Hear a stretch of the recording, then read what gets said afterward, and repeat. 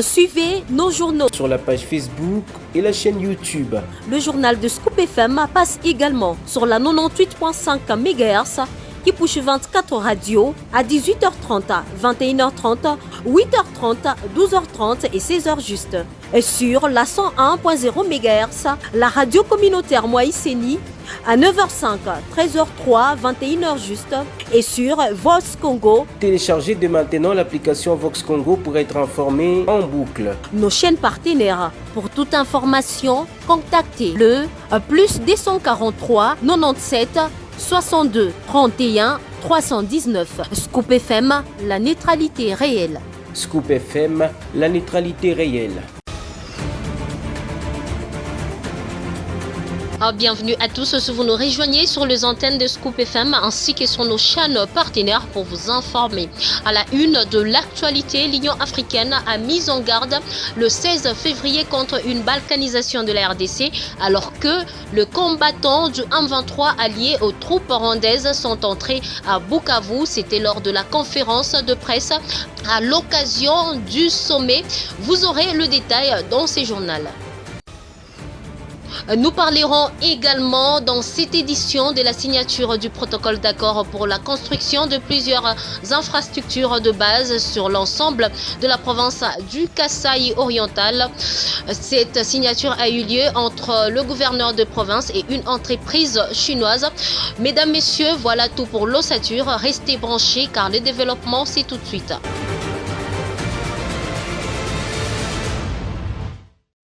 Démarrons cette grande édition du journal par cette information. Après sa participation au sommet de l'Union africaine, la première ministre Judith Suminwa Tuluka a fait savoir que pour une fois, le nom du Rwanda a été indiqué dans la salle comme étant l'agresseur ayant de troupes sur le territoire congolais. Judith Suminwa, première ministre de la RDC, dans ses propos. Pour une fois, il va falloir ne pas garder une position de neutralité, mais effectivement affirmer que la RDC est agressée par le Rwanda. Donc nous avons eu des échanges à ce niveau-là et je pense qu'un certain nombre de pays autour de nous ont pu affirmer, pour une fois en tout cas, le nom du Rwanda en dehors de la RDC a été indiqué dans la salle comme étant l'agresseur en ayant des troupes sur le territoire congolais. Et donc dans le résumé en fait du rapport, c'était que appel au cessez-le-feu immédiat, appel au processus de Luanda, la continuité du processus de Luanda avec pour la partie congolaise la neutralisation des FDLR, mais pour la partie rwandaise, le retrait des troupes rwandaises sur le territoire congolais. On a aussi de nouveau indiqué la nécessité de la réouverture de l'aéroport de Goma, la sécurisation de Goma. Évidemment, il faudra bien tenir compte des derniers développements sur le Sud Kivu. Nous avons parlé aussi du couloir humanitaire et du respect des droits de l'homme. C'était là la première ministre de la République démocratique du Congo sur votre radio. Comme annoncé en début de ce journal lors d'une conférence de presse tenue le 16 février à l'occasion de la 38e sommet de l'Union africaine à Addis Abeba, l'Union africaine a mis en garde contre toute balkanisation. Cette mise en garde a été formulée par le commissaire à la paix et la sécurité de l'Union africaine, Bankole, après la chute de Bukavu. Ces derniers a appelé le rebelle du M23, sans citer directement le Rwanda, de se retirer de cette ville abandonnée par l'armée et les autorités politico-administratives la veille de l'occupation. Nous ne voulons pas d'une balkanisation de la RDC. Nous appelons au retrait immédiat de M23 et ses partisans de toute le ville occupée, a déclaré Bankole. Restant toujours au chapitre de la situation sécuritaire dans la partie orientale de la RDC, le président congolais Denis Sassou Nguesso a exprimé le dimanche lors d'une interview sur France 24 ses réserves quant à l'efficacité des sanctions dans la résolution de conflits en Afrique, en appelant à privilégier le dialogue et des résolutions africaines. Je vous convie de le suivre dans cet extrait. Bon, on est dans une situation de conflit. Chaque partie essaye de tirer quelques avantages. Mais pour nous, ce qui est important, c'est que le dialogue s'instaure sous une forme ou sous une autre. Donc pas de sanctions, vous n'y êtes pas favorable. J'ai bien compris. Bon, les sanctions n'ont pas toujours réglé les problèmes. Ce qui nous importe, c'est la recherche d'une vraie solution à la crise. Est-ce que l'Union africaine peut y parvenir? Parce que c'est vrai qu'il y a cette crise, il y en a beaucoup d'autres sur le continent. Il semble que les médiations de l'Union africaine ont du mal à fonctionner, que même l'Union africaine, en tant qu'institution, a du mal à exister pour régler les conflits sur son continent. Bon, cela est en partie vrai, mais les Africains ont toujours su résoudre les problèmes par eux-mêmes. Et je pense qu'il n'est pas nécessaire qu'on ait recours à d'autres, surtout pas sans les Africains. On ne rejette pas l'apport d'autres partenaires et amis dans le monde, mais il faut qu'au centre, il y ait l'Afrique. Nous avons connu cette situation avec la Libye. Et longtemps, des partenaires extérieurs ont voulu laisser l'Afrique en marge. Mais on a fini par se rendre compte de ce que une telle crise ne pourrait pas se résoudre sans l'Afrique. C'était là le président congolais Denis Sassou Nguesso. Mesdames, Messieurs, ce journal se poursuit en pleine consultation sur la crise sécuritaire dans la partie est de la République démocratique du Congo. La délégation conjointe de la conférence épiscopale nationale du Congo, SENCO, et de l'Église du Christ au Congo, ECC, poursuit sa tournée diplomatique pour promouvoir le pacte social pour la paix et le vivre ensemble. Le dimanche, les représentants des églises religieuses ont été reçus à Bruxelles par Moïse Katumbi, leader du parti Ensemble pour la République. Lors de cette rencontre, Moïse Katumbi a exprimé son plein soutien à l'initiative de dialogue menée par la SENCO et l'ECC.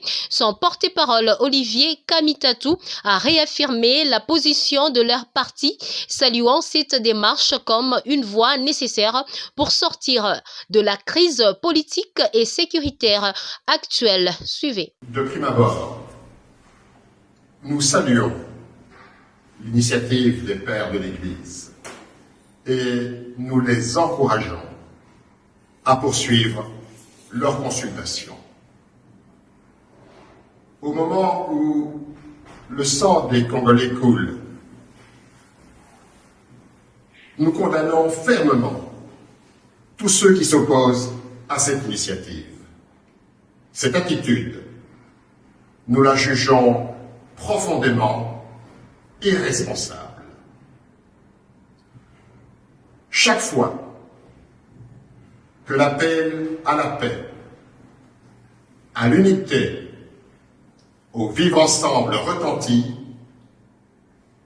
Moïse Katumbi a répondu présent. Et il le fera encore, sans faille.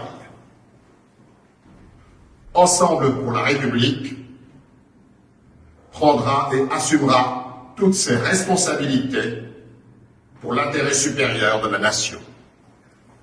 À la suite de cette consultation, nous avons l'espoir d'une ère nouvelle pour la République démocratique du Congo.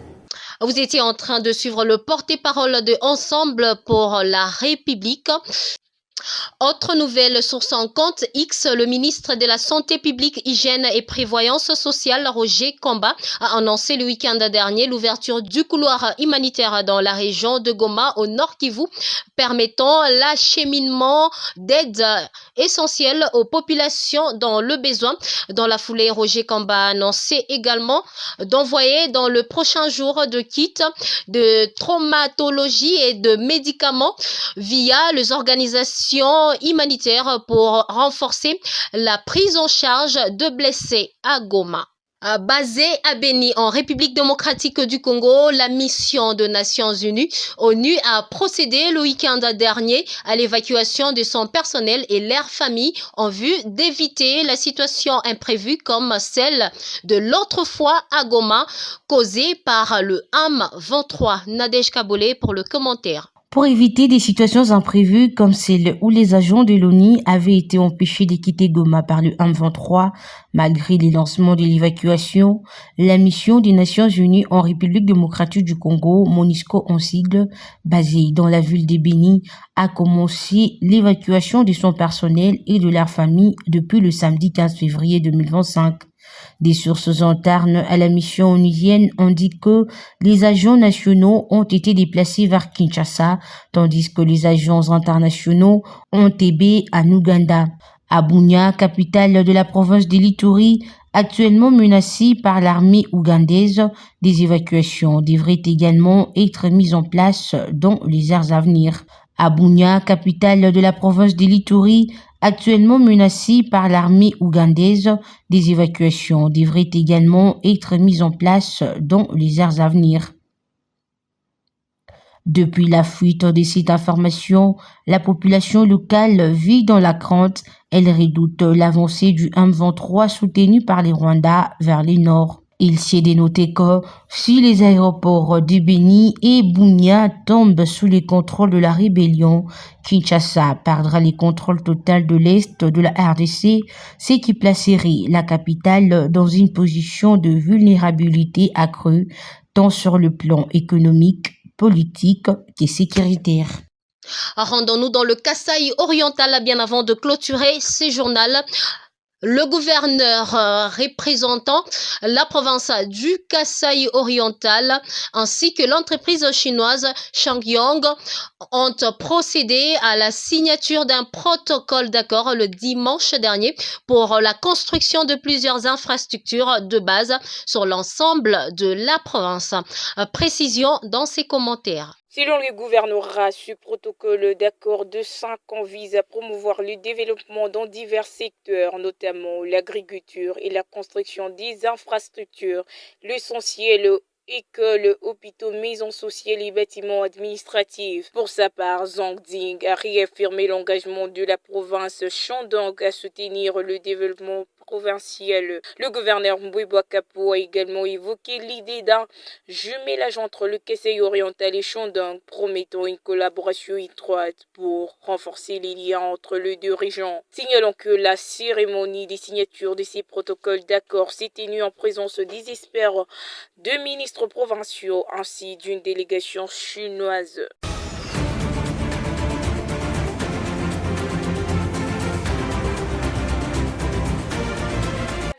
C'était le journal de la rédaction. Merci à tous de l'avoir suivi.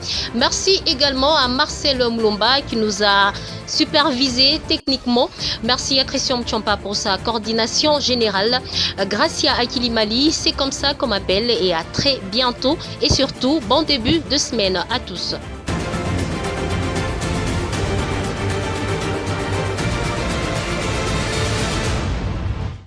Suivez nos journaux sur la page Facebook et la chaîne YouTube.